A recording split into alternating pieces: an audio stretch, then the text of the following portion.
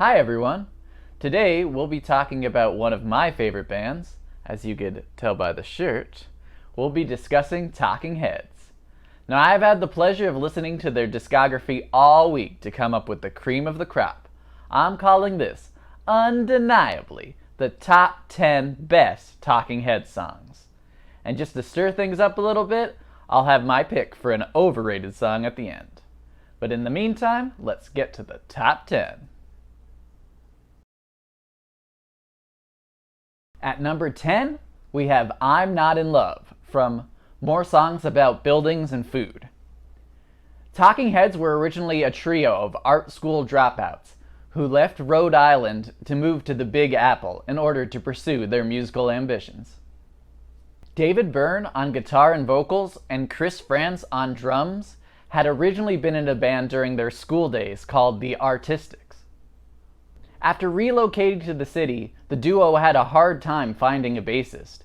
So Tina Weymouth, with some prodding from Chris Frantz, her boyfriend, would learn to play bass from scratch, just playing along with albums. Byrne would make her audition 3 times before allowing her to join the band.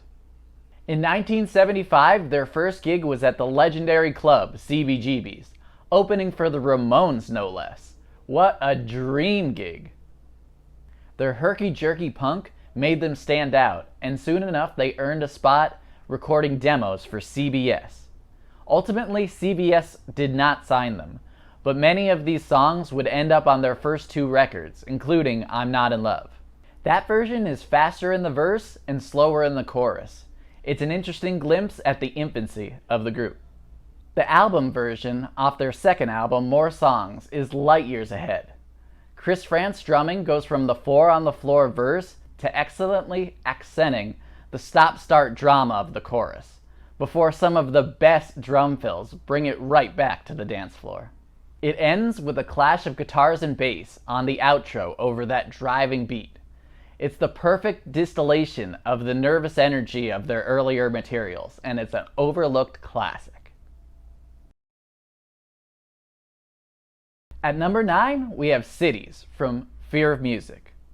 Jumping ahead to 1979, Talking Heads had a gold album from More Songs About Buildings and Food, but not because of their original material. It was based off the cover of Al Green's Take Me to the River, which was their first big mainstream hit. The hit was so big, they played Dick Clark's American Bandstand.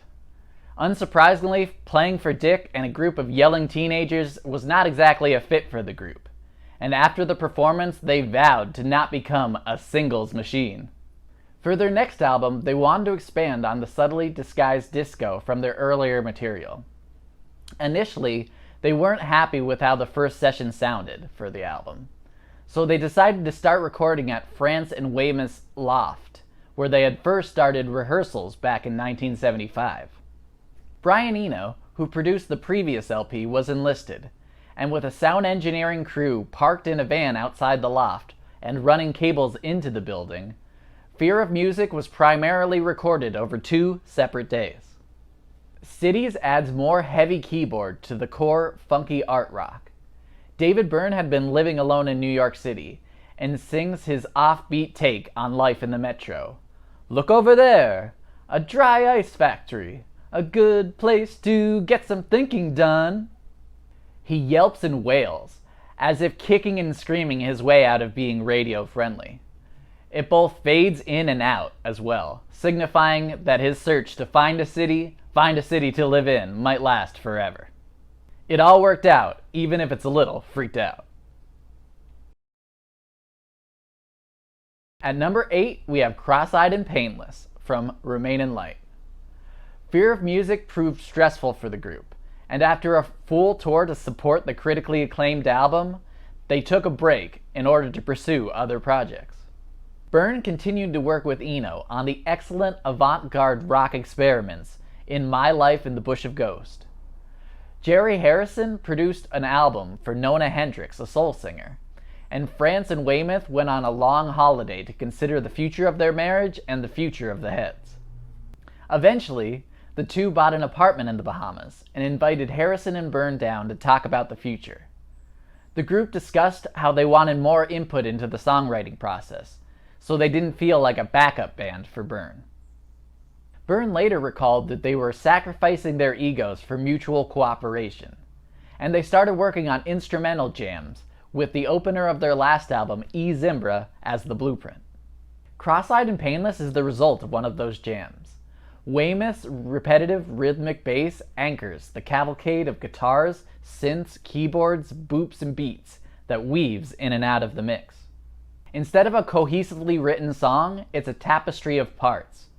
There was a lie, there was a formula. It's a drawn-out, coolly crooned melody, and it has the Curtis Blow-inspired rap breakdown. Facts are simple, facts are straight, facts are lazy, and facts are late. It remarkably holds together. The band requested to not appear in the music video, so the video features b-boys popping and locking on the street, which brings their influences full circle. In Cross-Eyed and Painless, talking heads blur the line segregating white and black music. But if record executives were looking for a hit, they'd be still waiting. At number 7, we have Burning Down the House from Speaking in Tongues. Between the artistically draining process of creating Remain in Light and the subsequently physically draining world tour, it was no surprise when it took 3 years for them to create another album. All the band members kept busy. David Byrne released The Catherine Wheel, a score to a dance project. Jerry Harrison released his first solo record, the criminally underrated The Red and the Black, which has some serious Remain in Light vibes. Chris Frantz and Tina Weymouth formed Tom Tom Club and released the album and single Genius of Love, which was a bigger commercial hit than anything Talking Heads had ever released. Frantz himself credits the song's success for convincing Byrne to soldier on with the Heads. After collaborating with them for 3 albums, Eno was not called back for the new sessions. Following Remain in Light, there was acrimony over the songwriting credits. Originally, the group agreed that the songwriting credits would be split among all members and Eno, but when the album was released, the credits simply stated all songs written by Byrne and Eno. The group would claim that these were changed based off Eno's advice. Freed from Eno's more artistic, controlling productions, Speaking in Tongues took the funky tribal sound of the previous album and made it warm, immediate, and accessible. It also finally yielded their biggest hit, Burning Down the House, which does just that. After an eerie synth intro, it turns into acoustic guitar-strummed, dancey shout-along. Frantz had just seen Parliament Funkadelic at Madison Square Garden and heard the crowd chant, "Burn down the house." After telling Byrne about it, Byrne decided to swap the placeholder lyrics he had, "Foam Rubber USA." Could you imagine that song? The rest of the lyrics are pretty much nonsense. "Cool babies, strange but not a stranger." Along with a well-played music video on the early days of MTV, Talking Heads had an unlikely party jam that caught fire. At number 6, we have Found a Job from More Songs About Buildings and Food. Now, no doubt, the songwriting dispute seems rather troubling to an outside observer, but there's no doubt that the introduction of Brian Eno to the group fundamentally changed their sound and their trajectory. The first time the band met Eno, he was with John Cale of the Velvet Underground, who also remarked of his desire to produce the band. It's an interesting what-if scenario. On More Songs About Buildings and Food, Eno became the de facto 5th member of the group, adding synth pianos, guitars, and vocals, but more importantly, expanding the palette of sounds from their debut album. Found a Job is the best song on the album. It's thin, spiky, simple guitar jabs, with the nimble funk of the confident bass and the metronome drums. The second guitar and keyboards color the stop-start of the chorus. The track ends with an extended art rock jam. Icy synthesizers over the band, which is actually grooving. The lyrics about a couple quitting their jobs to write reality television are weird dream aspirations, but there's no denying the inspiration of If your work isn't what you love, then something isn't right. So think of Bob and Judy. They help bring the funk out of these art nerds. Number 5, we have Psycho Killer from Talking Heads 77. About a year after not signing with CBS, Talking Heads signed with Sire Records. Jerry Harrison, who had previously been with Jonathan Richman's Modern Lovers and had a degree of success, finally joined the band after he was assured that the band had signed a record deal. Previously, he had not been impressed by their live show, but with the record company advance in tow, he joined the trio and added the necessary other dimension to the group, skilled at both keyboard and guitar. The foursome went to work. They recorded most of the basic tracks in 2 weeks, after the producer, a man named Tony Ponjovi, brought a kitchen knife into the vocal booth while recording the vocals to Psycho Killer, and Byrne was taken aback. Byrne afterwards would record the vocals when Bon Jovi wasn't around, as he had made the group very uncomfortable. Psycho Killer is pure nervous energy, fa-fa-fa-fa-fa-fa-fa-fa, with the narrator on the edge, schizophrenic, doubting himself, and switching between English and French. The bass riff is iconic, simple but so effective. I could only imagine the kids coming to see the Ramones and being treated to this jam as the opener. Early in their career, David Byrne carved out his niche as the overthinking everyman, sometimes yelling, sometimes purposely off-key. It was a minor hit, and it was enough for them to play Old Grey Whistle Test in the UK, which is a great video to watch. It's serial killer punk funk, and it's uniquely Talking Heads. At number 4, we have Houses in Motion from Remain in Light. The Remain in Light sessions were some of the most fruitful, but also the most demanding. Inspired by hearing Nigerian Afrobeat legend Fela Kuti for the first time, the group wanted to explore a polyrhythmic sound that was aphrodisiac and communal music fused with modern rock. Eno's production techniques, including his famous Oblique Strategies card, was a way to encourage spontaneity and not worry too much about the end goal. The cards themselves promote creative thinking, and the band used them as a jumping-off point to experiment. Soul singer Nona Hendrix, who Jerry Harrison had produced, joined to add backing vocals, and Adrian Belew, who had played with Frank Zappa and David Bowie, joined to play guitar, and the shiny new toy of the time, a Roland guitar synthesizer. Adrian Belew would heavily feature on Remain in Light, and his solos from his few years in the band are legendary on the live recordings. On the name of this band is Talking Heads, on the second disc of the set of songs recorded between 1980 and 1981, they might be the best live band ever recorded. Bernie Worrell joined the group fresh from Parliament Funkadelic, giving some serious virtuoso funk backgrounds, along with Belew's alien guitar solos. Houses in Motion is an epic art funk song on a whole nother level on that live CD. It goes for nearly 7 minutes long with an extended outro with funky moogs and spacey guitars. The chorus is surprisingly catchy nonsense. I'm walking the line, divide and dissolve. The group is a powerhouse ensemble at the peak of their powers. If you haven't heard the live set name of this band, you absolutely must. It might be better than most of their studio works. Houses is a psychedelic funk showstopper and one of their best. At number 3, we have Life During Wartime from Fear of Music.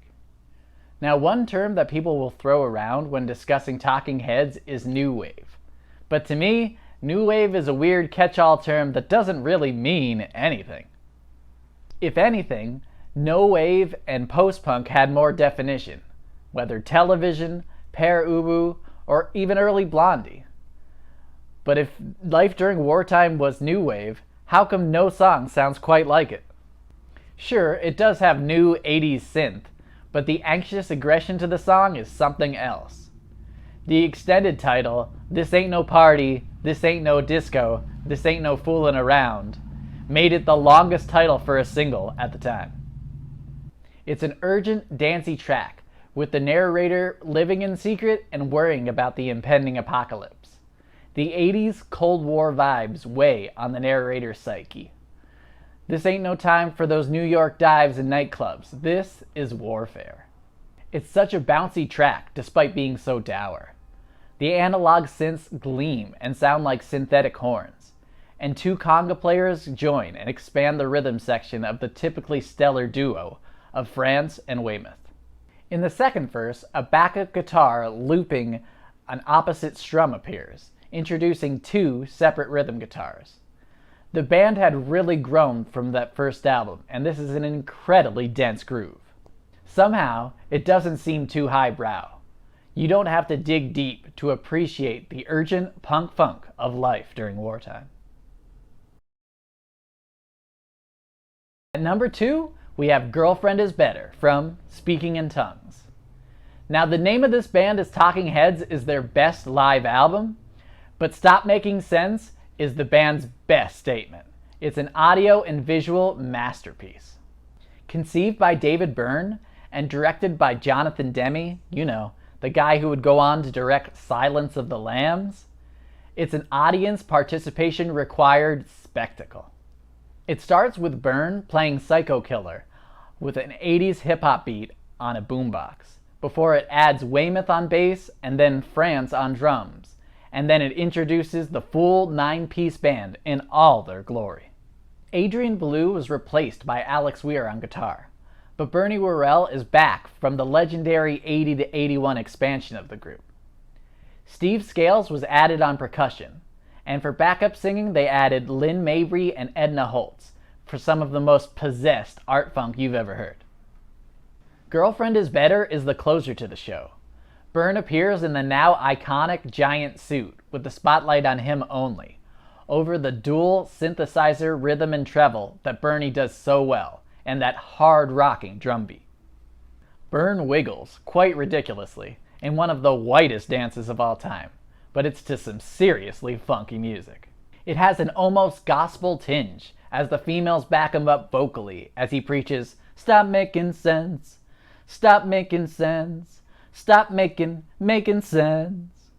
It's one of the baddest jams this side of Funkadelic. It was no surprise that the Wizard of Wu himself was involved.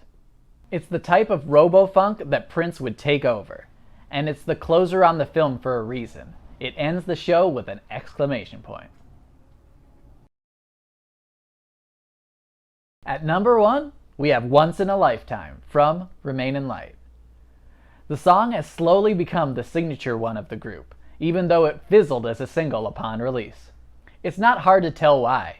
It almost takes acquiring a taste to understand it. But once you're grabbed by the huge refrain, "Letting the days go by, let the water hold me down," then you're hooked. The process of recording Remain in Light involved jamming on one chord, and then recording each different section in one long loop in order to encourage the songwriting. The background loop of the fluttering keyboard sounds like a sample, because it was created by what Byrne termed human samplers. Humans creating sounds that would later be emulated by machines, but never quite the same as these imperfect perfections. Byrne would later call it a spiritual piece of work. His vocals and lyrics were inspired by sermons, and you could hear it in the ecstatic "letting the days go by." Weymouth's bass is simple but utterly inviting, bridging the disparate verse of a narrator questioning everything that has brought them here to the joyous chorus. It's almost trying to give in to the hopelessness of life in the most zen and peaceful way, until the narrator snaps out of it, same as it ever was. He begins to doubt that he could allow himself a sense of satisfaction from this pointless existence. The loop plays on and on, like the river of time, that will continue after the song and after us all, but the singing will continue. You may ask yourself, am I right? Am I wrong? But there's no denying Once in a Lifetime is music aptly named. It's an artistic triumph, and their very best. And now I'll touch on 2 songs that almost made the list. The first one is E Zimbra from Fear of Music. Adding extra percussion, congas, and djembes and riding the snaky guitar riff, the track grooves while chanting the Dada nonsense of the lyrics. Robert Fripp from King Crimson would add virtuoso, phased-out guitar workouts and tape-delayed scales that would later be called Frippertronics after the man. The art funk tribal rhythm is pure fire. Harrison would later say that the sound of Remain in Light was a further exploration of what they found in E Zimbra. It's Afro-futuristic disco and an amazing song. Love Goes to Building on Fire is almost on the other side of the spectrum. It's the first single the group recorded and the most straightforward pop song until Little Creatures. Recorded before Harrison joined the group, it adds France on steel pan and an honest-to-God horn section that goes tweet, tweet, tweet, tweet, tweet like little birds. It's strangely the most sincere love song of their catalog and a great single. And now we come to what I consider the most overrated song by the band, and that's Wild Wild Life from True Stories. By now, it's probably clear that I prefer the band as lean, geeky punks or art funk weirdos, rather than the commercial success they would have in their later days. And She Was and Road to Nowhere are both fine enough pop songs, if not somewhat plain compared to the great art that they had created before. But Wild Wild Life? What a hollow song, trying to sound excited but ultimately empty. This of course came from True Stories, the film Byrne described in the promo to Stop Making Sense, where he interviews himself as being 60 minutes but on acid. Well, it takes some recreational help to get through that film. It's no surprise that it wasn't a success at the time. Wild Wild Life sounds like it was written as an afterthought, an assignment the band had to hand in. It's hard to square with the fact that this is the group that birthed the masterpiece Remain in Light, but here they are ripping off the Cars of all bands. For the first time, it seemed like the band was really chasing trends rather than making adventurous art. To hear it on the radio today instead of their many brilliant songs is really a cruel twist from a band that is so talented. Some people would probably have a hard time getting worked up over such an openly silly song, but to me, if I heard it on the radio, I'd change the station. As you're still watching, I wanted to feature a deep cut as well, and for that I choose A Clean Break, Let's Work from the name of this band is Talking Heads.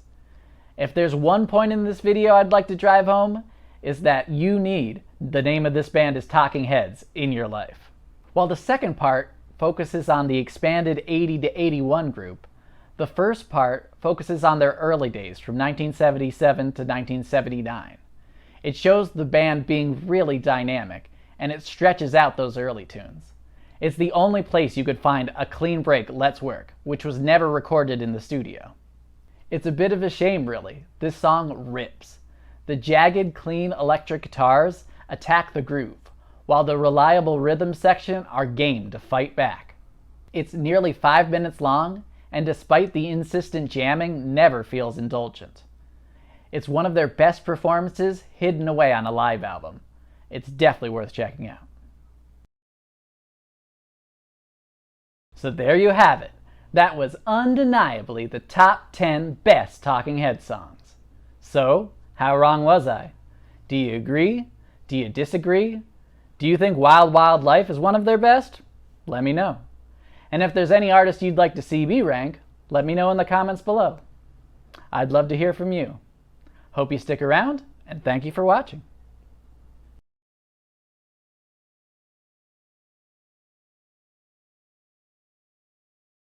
I don't know. Oh, God. No, okay. In all their glory. Glory. Glory. Now, one term people will throw out... icy synthesis... Icy synthesizers. Fear of music... I don't know what I said. Munich. It's like Munich. Sort of. Okay. Now, I've had the pleasure of listening to the discography... okay. Listen to the discography. Yeah. Opening for the Ramones... No. Okay. It hits that huge refrain. Letting the days... Oh, nope. Letting the days go. Letting the days go by. Yeah, I don't know if I can go to that background vocal. Letting the days go by. Letting the days go by. Right? Right? I think. What do you think? Like and subscribe.